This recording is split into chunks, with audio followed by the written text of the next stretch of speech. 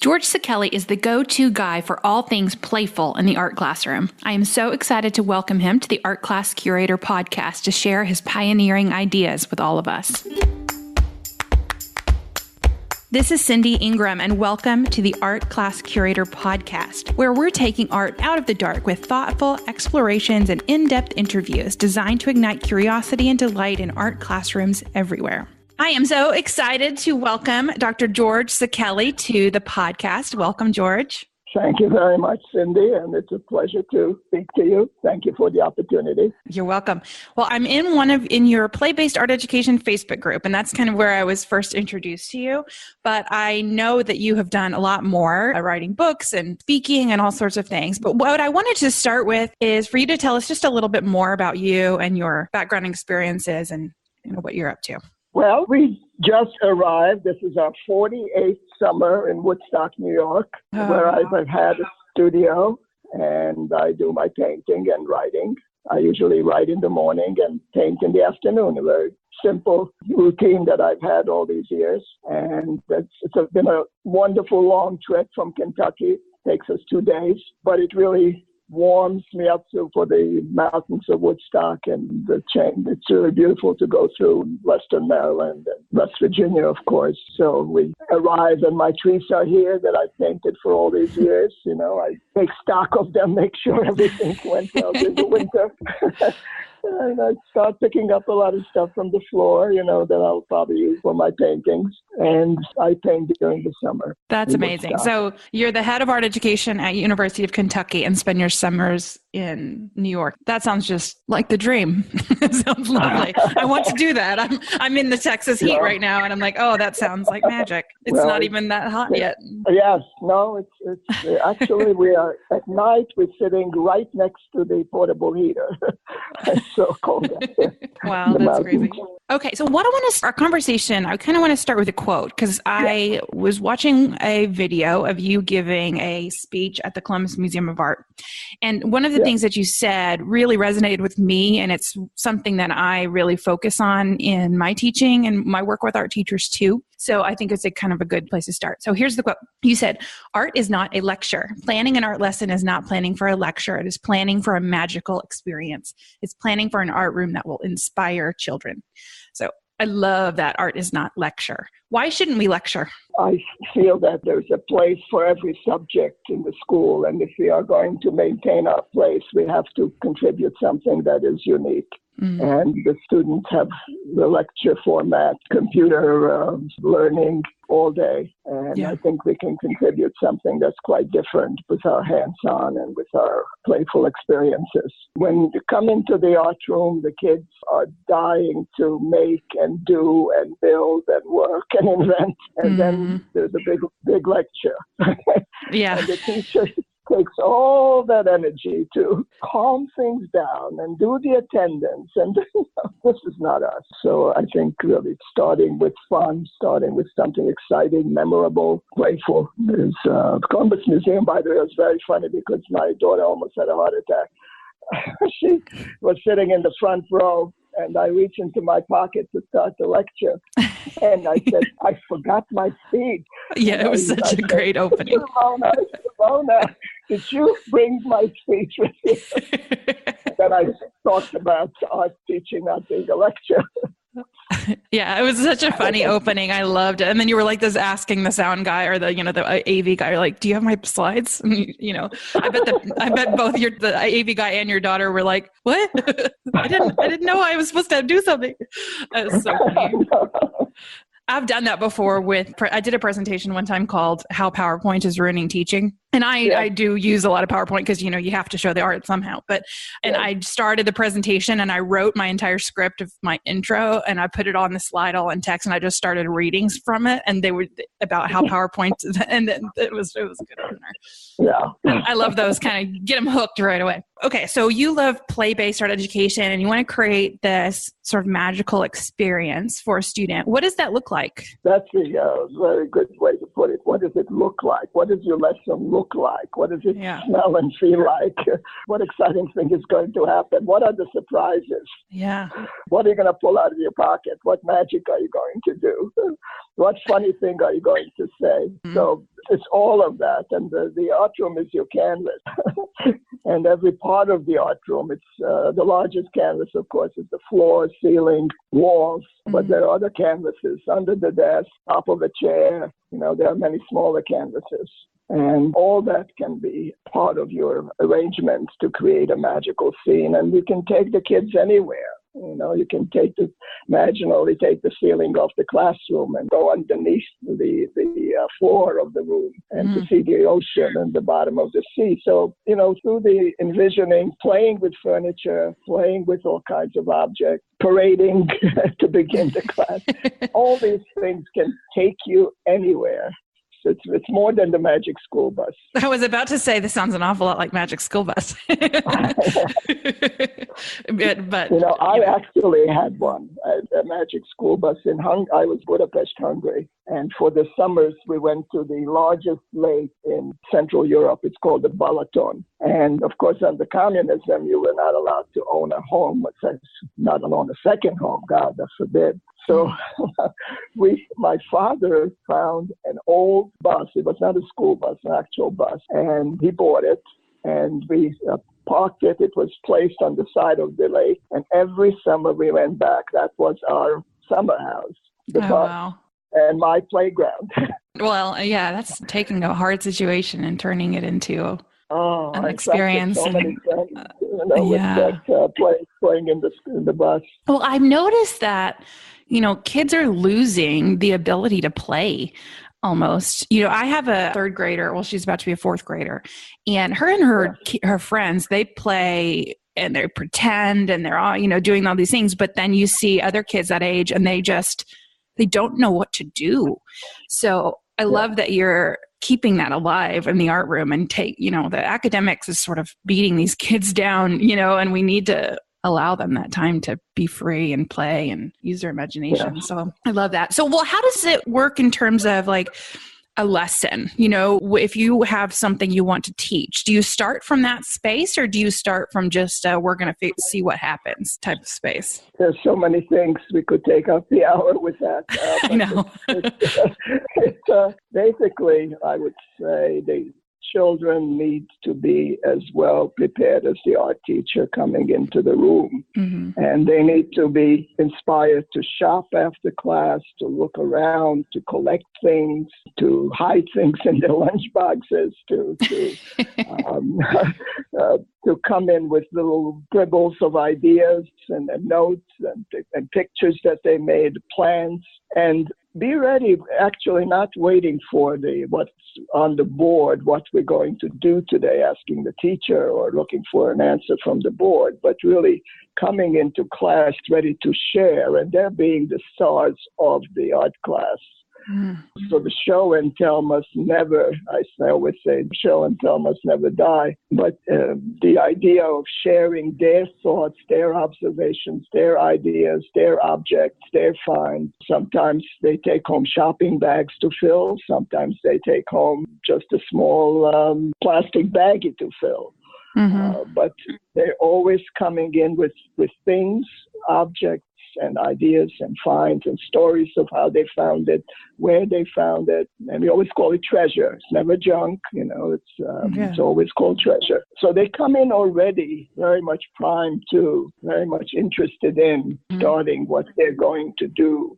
And that's so important because as an artist, whether you have an undergraduate, a doctorate, a master's, it doesn't matter. Students still feel that they need another course, another person telling them what to do. And they'll never really reach the stage where they really feel this freedom of the artist. Mm-hmm. And they don't know how to function as an independent person.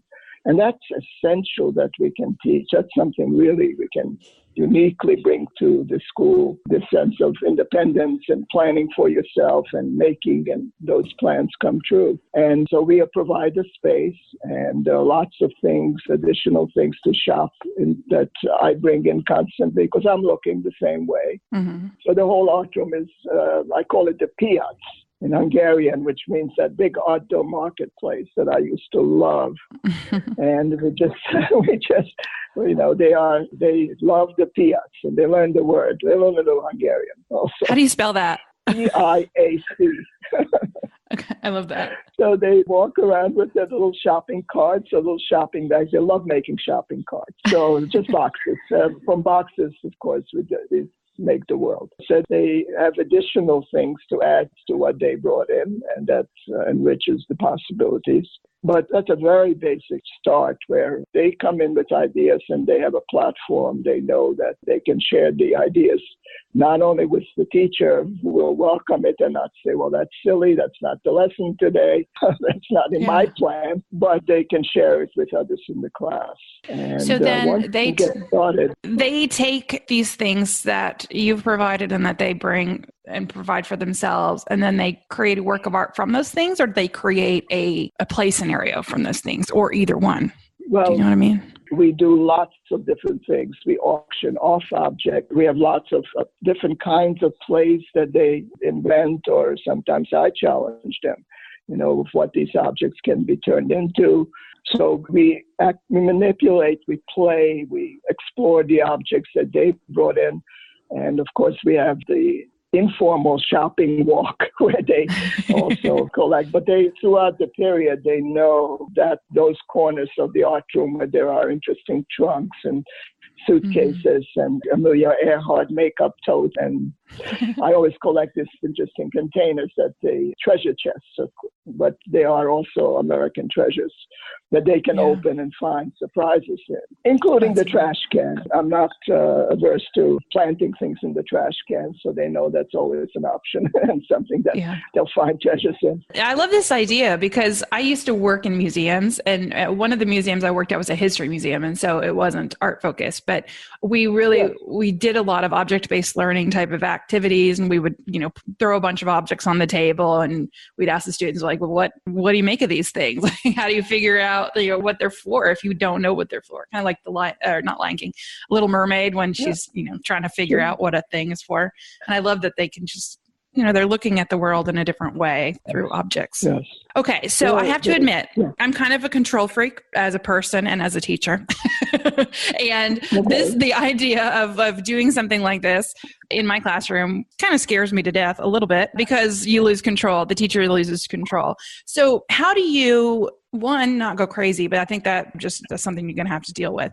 But two, how do you teach this and provide structure so there's not chaos? How do you get this environment? What do you do at the beginning of the year? Kind of, I guess, what I'm thinking to get this. I think you have to have and you very well know this, you have to have the level of noise, you have to have the level of movement, you have to have that is comfortable for you, and it's different. The tolerance is different for all of us. So certainly we don't want to create a situation that's uncomfortable for the teacher. When you join their play, you almost forget about that. But that's not the whole answer.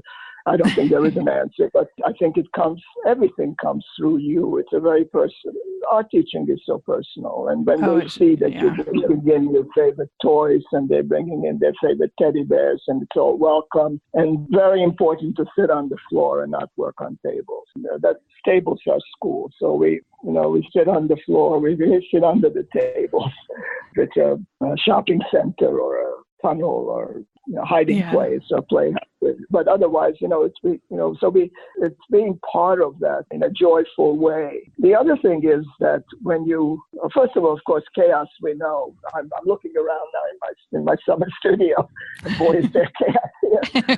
But from that, there'll be hopefully beautiful paintings at the end of the summer. Yeah. So there's an element of chaos, of course, is necessary, which is hard to understand for administrators, but we have to educate everyone. But I mean, you work at the level that you're comfortable. You can slow in and you can work your way into the shopping experience. In other words, you don't have to have everything but the kitchen sink in the room and all over the room. When they come in, it can be slowly started with one corner of the room, or perhaps just one cam trunk that you bring in that has surprises. So it can be done slowly. And I think once you see how the kids are more interested in doing the things that they plan, to make a kitchen or a children's watch or to dress a teddy bear is far more interesting than anything that we can think of.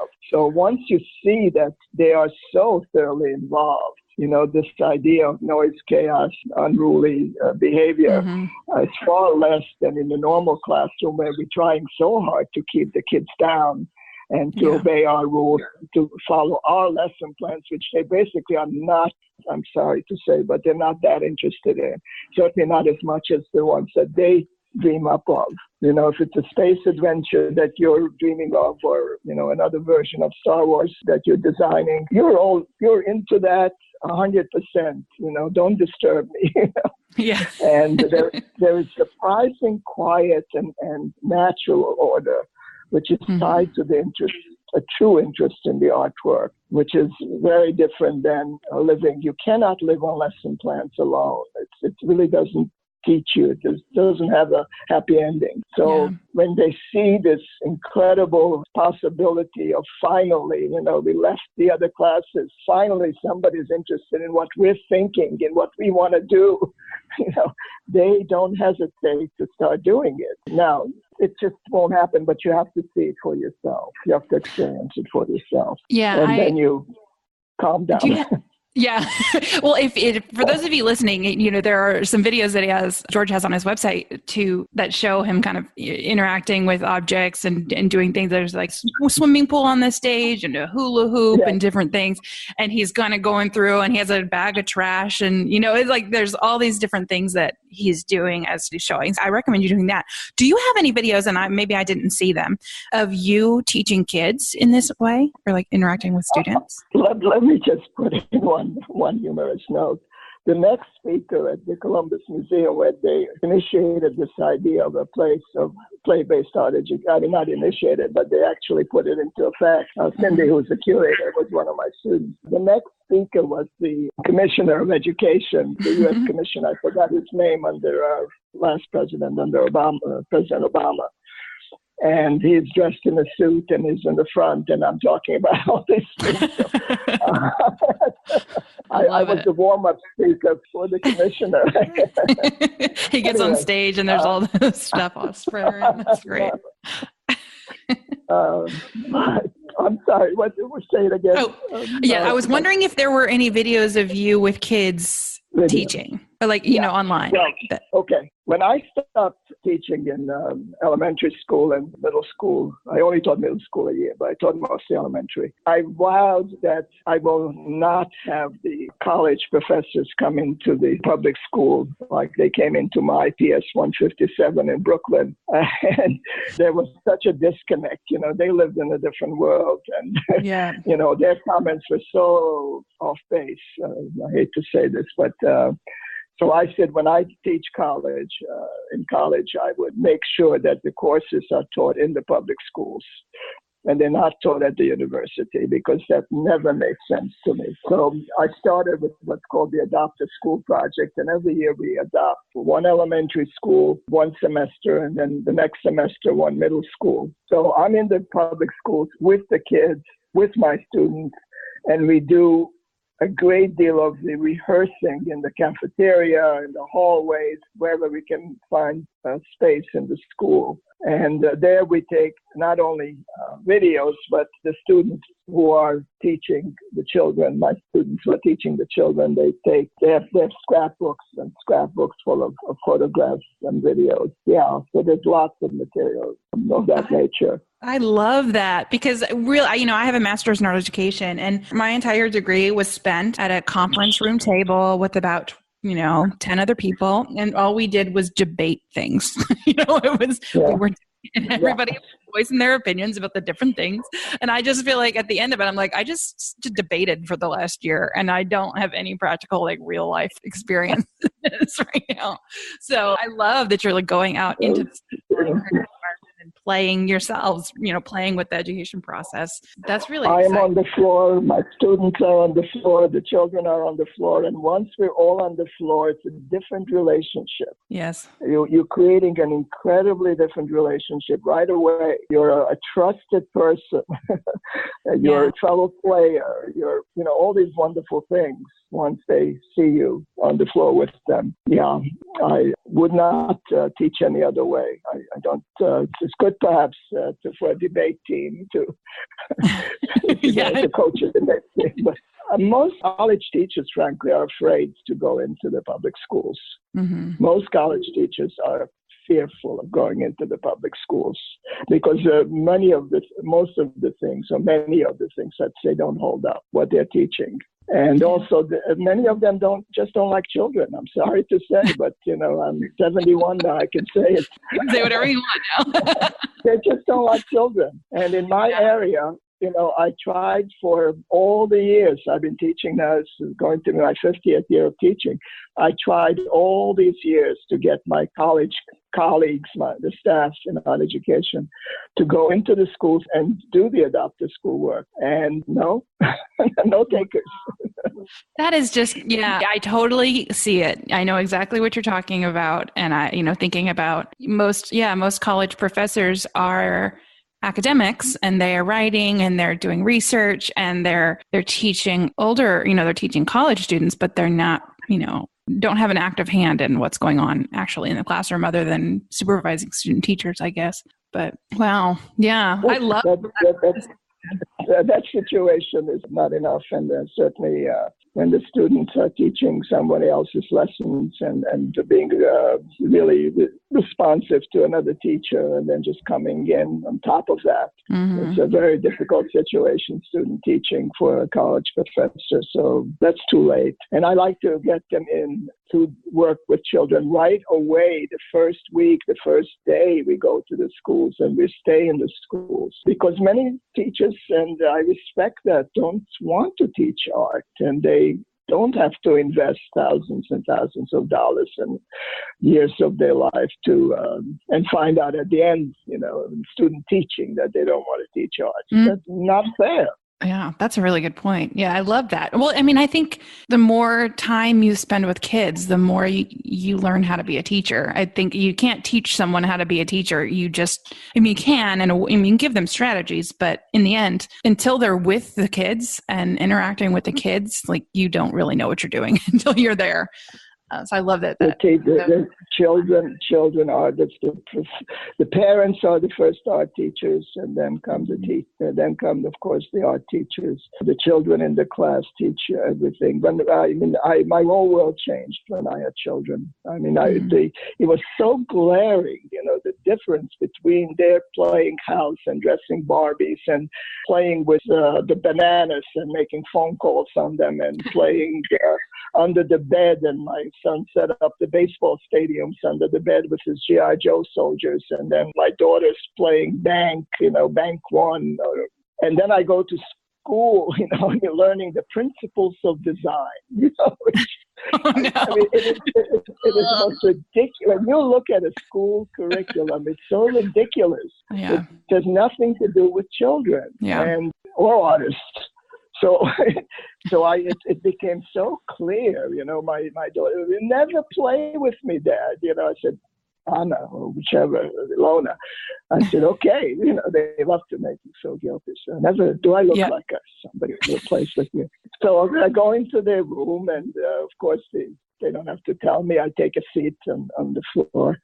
And they run around the house and they look through all the toolboxes and the kitchen stuff and the medicine cabinet and okay, we're ready. There's no lesson plan in their hand. They spread out all this stuff and we start playing. Yeah. They don't, they don't, you don't play with me. They want to play and alongside of me and see me enjoy it with them, yes, but not to teach them. So it's not natural, really, and it's just so different in what we're trying to do, and it's still influenced by the Bauhaus, by if you go back to the history of art education, by the Greeks, by the Renaissance teaching, we're still doing that. It's just children's art is basically not adult art. It's a unique art to be appreciated, loved. One of the projects I'm working on, if I ever get to it, I'm still trying to finish this book now. But one of the projects is to make coffee table books, like in museums, they have the coffee table books for adult artists, to make coffee table books for children's art. Oh, that's nice. The children are artists, and their art is as exciting, if not more. When I started teaching in PS 157, it was such a different world than art school, where everybody was trying to climb onto the latest trends, and be more abstract expressionists than the abstract expressionist teachers who were teaching them. And how do you get into the museums? And, it's not the concern of children. Their art is so pure, so great, because I love my sister. I'll make a wonderful blanket for her. I mean, it's just such a different attitude and different interest, different way of working. And that's what, we can't let that be confused with teaching them adult art. I mean, I went through the system in Vienna and in Hungary, where it was purely adult art being taught to children, and very heavily enforced with the stick. God forbid you miss the line, on the graph paper. Drawing an apple on the graph paper. But it was, the children who made the adult versions, who were the advanced artists, And many times teachers call me over, even in America, and say, I have this artist in class. And of course, so many times you say somebody who can, draw the cartoons or to draw the superheroes or the Disney characters and so forth. But they confuse adult art with children's art. I'm even ashamed to put it up on the bulletin board, Now, the principal won't understand this, So God forbid it looks like children's art. I mean, I went to, last year I was invited to one of the art middle schools in Louisville. It's absolutely not kids' art. The teacher was telling me about her fear of putting up things that are more childlike. And of course, you have Miro on the wall, you have Matisse on the wall, you have Picasso on the wall, right? Let's say, right? To copy Picasso. And I don't know where this came about, where children have to. Of course, it came about from the early copying of casts and models. But now the children are imitating every artist. Who is your favorite artist? And you walk into the classroom. What are you doing today? We are doing Jackson. Jackson Pollock. They don't yell after. Jackson Pollock already has done his thing, And art is an innovation. Art is the next step, and children are in the best position to find the next step. And by doing Jackson Pollock. Okay, I have two questions related. My first point was, it's kind of the idea, the Picasso quote, children already know how to be artists. It's just remaining one as they're adults. I think I kept thinking of that as you were talking, that, they already know what to do, and we just have to help facilitate that and not kill that instinct. But also you mentioned, copying the other artists, which I hate too, but I also really enjoy, showing students works of art. It's kind of my thing. Do you know of ways to meaningfully integrate other works of art into the classroom? Well, again, there's nothing, there are no, I always paraphrase everything, there are no simple answers in art teaching or in art making, as you well know. Yeah. Everybody would follow it. But just, first of all, a balance. When the children make art in our home, now my grandchildren, I call them children, now my grandchildren, when they make art, that appears in my classroom for other children to see. When I show examples of children's art constantly, and I'm not talking about just drawing and painting, their interpretation of the butcher shop or the post office or building of magic sunglasses, or, you know what I mean? Because we don't want to leave kids with the impression that artists are only on the walls in museums. Yeah. And we're not artists. Now, the question is always, how do you build up this feeling, which is essential, otherwise you cannot survive. And you and I know this as artists, to have the confidence to say, I'm an artist. And if you ask, of course, the very young children, most, thank goodness, thank God, they will say, yes, I'm an artist. But that really dwindles down, as you say. So this notion that art is not only made by artists, that children's art is just as valuable, just as exciting, and as the respected person that you are in the school, the art teacher, that you appreciate this, that this is something important to you, not just the adult art that you're showing them. Secondly, when you show them adult art that kids are truly interested in. And let's not pretend that kids are really interested in Vermeer or whatever. I show them Lionel train stations. I show them antique game boards. Constantly collect. I just, to this weekend, we were up in Vermont. We're always collecting. Great American art, Schwinn bicycle parts, Schwinn bikes, of course, Fisher-Price pull toys. There's great American art. The early baseball cards, which were not printed, they were drawn, great portraits. Show them these wonderful artwork. And art is falling in love with beautiful things. And you have to really be interested in those beautiful things. So the world of toys, we just had the Derby in Kentucky. I have a collection of 1930s and 40s Derby bonnets. And they laugh, think it's so funny when I come in and I model my Derby bonnets, But they're interested in certain things. And even remote controllers. I mean, the kids love playing these video games, but there's a great history of remote controllers where they were beautiful, beautiful objects. So there is so much to show. Yeah. And so show them children's art as well as adult art, but also adult art that brings out joy and that they can handle in their hands. Showing them reproductions is not going to do it. But when I have an exciting object, an exciting play object or something that's wearable, I bought a whole set of paper dresses from the 1960s, the Kennedy era, and the kids can actually put it on. I mean, gently, and they're very good with it. I mean, I brought in my ceramic pieces, and they're very good with it. But they have to have it in their hand. That's so important to hold these treasures. And if you can play with the classic marbles, for example, they're beautiful. They're incredible artworks. The turn of the century, 20th century, early 20th century marbles, glass marbles. And we can play games with them so they can actually handle the art. Mm-hmm. That stays with you. I was in charge of doing the fringes of my parents' oriental carpet. And I had a comb, and this was in Hungary. And, when I was a little older, they let me dust the ceramic pieces in the showcase, in the living room showcase.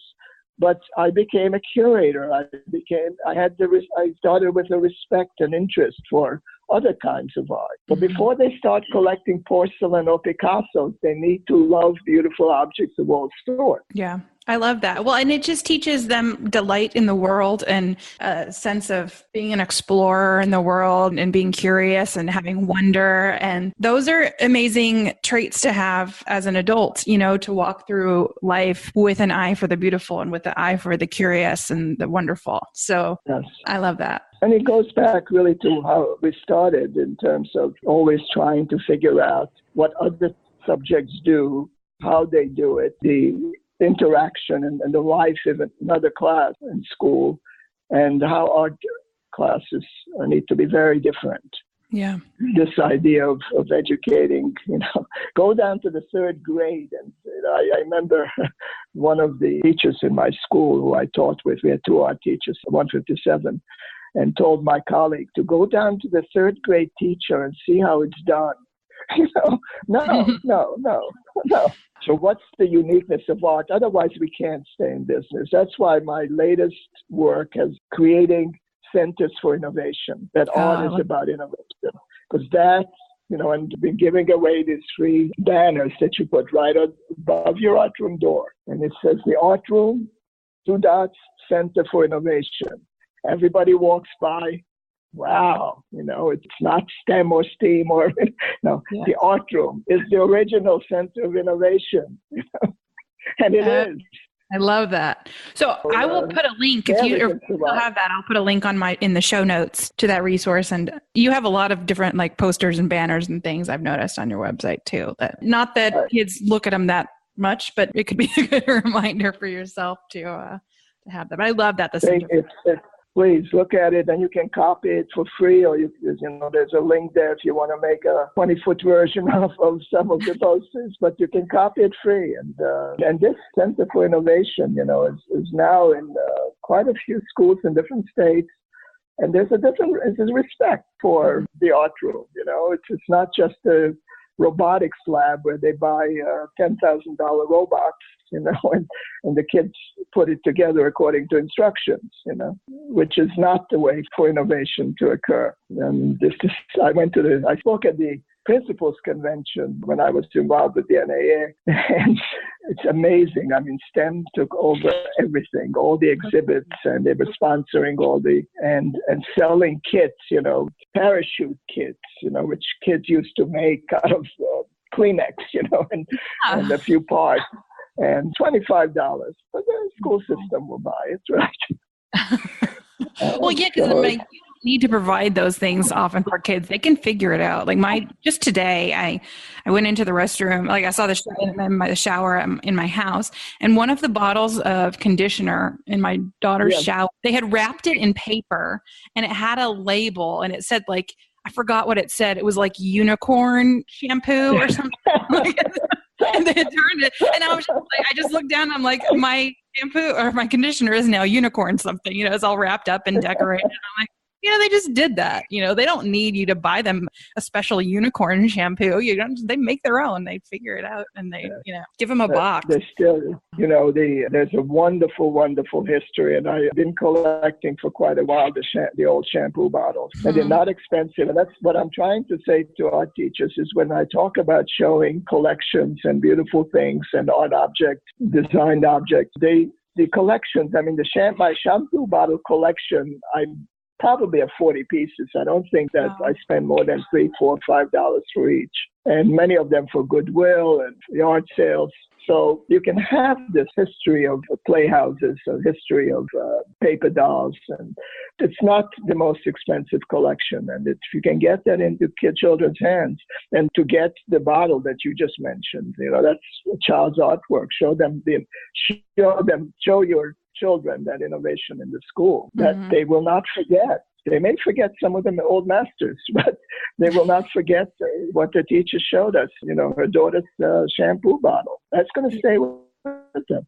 God, that's really powerful. So, okay, one last question. We're kind of coming to an end, I think, in the time. But how do I know you said you work with middle school or elementary school, and then you also do the Adoptive School Project in the middle school as well. How do you foster this sort of play environment in a high school? Now, I am going to be very honest with you. Okay. Dr. Alan Richards teaches the high school methods course. I did it for many years, but faculty has grown, and I don't teach every aspect of it. But when I did do the Adoptive School Project in the high school, it was by far the most rewarding because if I remember this football player, they were playing, it was a game of playing magical M&M, and each M&M that you took stood for a different power so they were all doing this under the table, It took us 2 people to get this football player. He was so involved in it from under the desk, He was stuck under the desk. They love it and they need it, and they would, not only do they need it, but they enjoy it so much, and you can do it within any class. If you're teaching ceramics, this student I remember doing the world's largest noodle.